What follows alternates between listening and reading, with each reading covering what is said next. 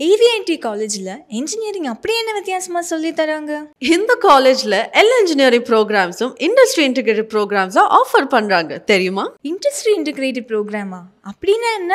இங்க எல்லா இன்ஜினியரிங் ப்ரோக்ராம்ஸும் லீடிங் கார்ப்பரேட்ஸோட டை அப் பண்ணிருக்காங்க. Intel, NEC, HCL Tech, XTIC from IIT Madras இந்த மாதிரி இண்டஸ்ட்ரீஸோட கொலாபரேட் பண்ணி சொல்லி கொடுக்கறதுனால படிப்பு மட்டும் இல்லாம ஃபியூச்சர் டெக்னாலஜியும் நம்மளால ஈஸியா கத்துக்க முடியும். இவ்வளோ பெரிய இண்டஸ்ட்ரியோட கொலாபரேட் பண்றதுனால ஸ்டூடெண்ட்ஸ் ஆன எங்களுக்கு என்ன பெனிஃபிட்? இந்த இண்டஸ்ட்ரியோட கொலாபரேட் பண்ணி இருக்கிறதுனால நிறைய பெனிஃபிட்ஸ் இருக்கு. எக்ஸாம்பிள், இன்டெல் அண்ட் NEC படிக்கிறவங்களுக்கு 7+7 certifications, assured internship and assured placementம் கிடைக்கும். HCL Technologiesோட கொலாபரேட் பண்ணி படிக்கிறவங்களுக்கு NCVET சர்டிபிகேட்டும் இருக்கு.